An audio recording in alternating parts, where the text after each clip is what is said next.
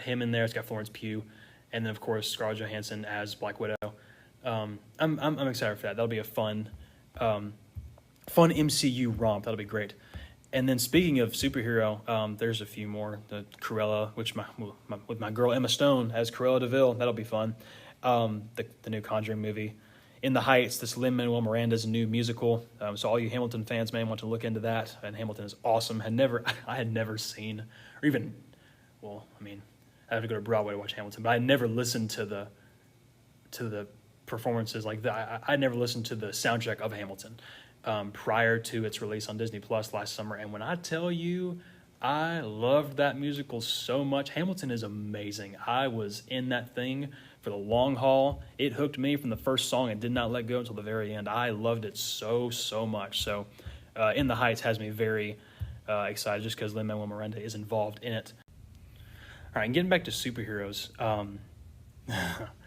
Venom, Let There Be Carnage is currently slated for release in June. And folks, I'm just waiting for the shenanigans on this one. I'm waiting just to see what happens. I didn't love the original Venom. I mean, it is very, very unique. And I think I saw somebody describe it like this, that they made it in 2004 with the same camp and absurdity and just wacky tone of those early superhero movies. Made it then, shipped it to 2018, and then released it in 2018. That's exactly what it feels like. So I'm expecting more of the same from this. I'm expecting the same just general absurdities that the first one gave us. And then you got Woody Harrelson as Carnage, which will be very, very interesting. I'm intrigued by that performance. We'll see what happens. I remember at the end of the first Venom, he was wearing this terrible wig. So I hope that's not around for this one, but we'll see what happens there. Venom, Let There Be Carnage. And then not long after that, unless they've moved it, I'm not sure if they moved it or not, Top Gun Maverick, folks. I'm about to say a very blasphemous take, and I'm sorry for all of you who like Top Gun. Top Gun's fine. It's not, I know some people view it as like the greatest thing ever produced. And if you think that is A-okay. But for me, Top Gun just does not hit the buttons that I wished it would hit. It is fine. It is a movie that exists. You know what I mean? And so I will go watch Top Gun Maverick. I will go see it because Tom Cruise is awesome. He's a madman. I'm excited to see whatever he does. Looked like he was actually flying a plane in that trailer. But yeah, Top Gun Maverick. We'll see. I'll definitely go watch that for sure. And then Shang-Chi, obviously, Marvel. Why would I not go watch that? Of course, absolutely. And then Jungle Cruise, based off the Disney ride. We'll see if this spawns a franchise, just like Pirates of the Caribbean did. But it's got Dwayne Johnson and Emily Blunt, so that will be fun. That's two of Dwayne Johnson is one of the most charismatic actors working today, and then Emily Blunt is also awesome, so she'll be great. And then here's one, The Suicide Squad, by James Gunn, starring every actor under the sun. That comes out, at least right now, it comes out in August. That, I am so excited for that, because if James Gunn can take what worked about Suicide Squad, which there are things, Suicide Squad, the first one, is not a good movie, let's get that straight, but if he can take what worked about that movie and bring his eccentric flair to it and just put his own style on it and just, I don't know if he should retread the same ground that he's already gone over with Guardians, but like, he took Guardians of the Galaxy, which was like D-tier characters, like nobody knew them, and made them some of the most entertaining characters to watch, one of the most unique and I think successful properties that Marvel has put out, at least as far as the MCU is concerned. And so if he can take that same kind of fire and take that same energy and bring it to the Suicide Squad, because once you get past the first act of the original Suicide Squad, there is no energy, there is no nothing. It is just a movie that is happening.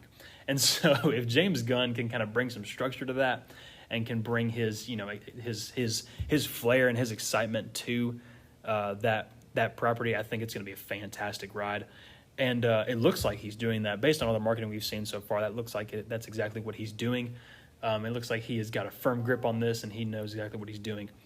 So I am pumped for that for sure.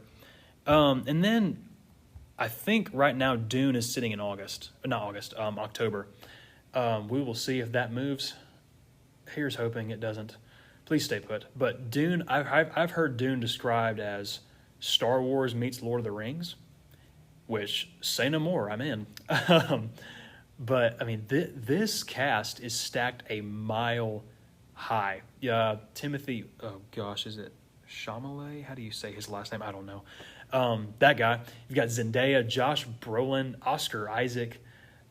I think Rebecca Ferguson's in here somewhere. Like, you name an actor, they are probably floating around in this thing somewhere. So I am very, very excited for this. Here's hoping it comes out. But I'm excited just to see a new, which is not a new property because there was a book and a movie made a long time ago. But the director for this is I'm going to butcher this man's name too. I'm sorry to name pronunciations today. I'm not doing well. Denis Villeneuve. This guy did Prisoners. He did Blade Runner 2049. He did Arrival. And he, oh my word, like, you talk about one of the best sci-fi actors working today, not actors, directors working today. Like, this man knows what he is doing behind the camera. He brings such a sense of like calm and just steadiness. And I mean, he just has a sure hand on the camera, and he knows how to work with actors, and he knows how to bring the most out of them. And so I'm very, very excited to see how this pans out for sure. Dune is slated for early October, I believe. One of my most anticipated for this year, it was last year, Halloween Kills. I loved the 2018 Halloween. Another blasphemous take. I am not the biggest fan of the original Halloween. I think aside from how they use Michael Myers, obviously that's fantastic, and then the Halloween theme, I think that's very very eerie and sets the tone very nicely. And the fact that John Carpenter wrote that and directed the movie is just extremely impressive. But the newer Halloween did not suffer from those problems at all. I was locked in from the minute it started until the minute it ended. And they have the same kind of creative team working on this new one. So I'm very, very pumped for that. We'll see if that ends up coming out. But just like with all these movies, we'll see if they end up coming out. I'm just walking through what is currently on the slate for right now. But we'll see. And then Eternals, obviously, MCU. Why would I not? That's being directed by Chloe Zhao, who is doing Nomadland, which comes out here this month. That stars Frances McDormand, and that is making a big push for the Oscars right now. So if that ends up kind of being as good as everybody seems to think it is, then we've got a hotshot director working with Eternals here, which that'll be good for franchise longevity, or just for making sure that franchise is in creative hands. And then getting to November, I think Mission Impossible 7 is currently slated for November. Sign me the heck up. You know what I mean? I am so pumped for this. Man, it's going to be good. Tom Cruise is crazy. He does whatever he wants to do, and people let him get away with it. But I'm pumped. Sign me up. Mission Impossible 7. Let's get after it. And then there's a musical, West Side Story. That'll be awesome. Steven Spielberg with a musical. Love me a good musical. Love that. And then Spider-Man 3. This is kind of my last big one for 2021, at least the way it's currently constructed. As it stands, who the heck is not in this thing, Well, okay, let me make this straight. They haven't been confirmed yet. It's looking like Spider-Man 3 is going to delve heavily into multiverse, which WandaVision is currently opening the door for. And that'll lead straight into Spider-Man 3 and the new Doctor Strange, I believe. But Spider-Man 3 appears to be just going for it. They brought back Alfred Molina. He is confirmed. Alfred Molina back as Doc Ock from the original Spider-Man 2. So that's got to make you think that, they're definitely going to bring him back as that character. And then if they bring him back, why wouldn't they bring Tobey Maguire back? Why wouldn't Andrew Garfield come back? There's rumors that Jamie Foxx, I'm not sure if he's confirmed, but there's rumors that Jamie Foxx is back as Electro from the Amazing Spider-Man 2. And so you got to be thinking, like, you bring back the old Spider-Man villains and you bring back the old Spider-Men. It all kind of fits together in this nice picture. But with going off of that, like, that's got to be a nightmare from a writer's standpoint, which, Avengers Endgame was able to do it pretty well.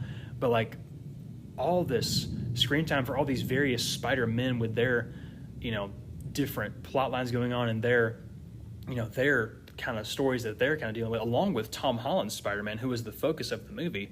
You just got to be thinking, like, can they pull this off? And Kevin Feige's been a steady hand up to this point, so I trust him. I think, and of course, whoever's writing this, I'm sure he's got a voice in the writers' room, and we'll see what happens there. But yeah, that Spidey 3 is the last kind of big one for 2021, at least one that I know about. The thing that always happens with movies that come out is that I have a list of what I definitely want to see, but then kind of as the year goes on, kind of surprises will come, or like things will come out that I didn't know about, or that I'll just kind of see and be like, you know what, I'm gonna give that a shot, like Mank from this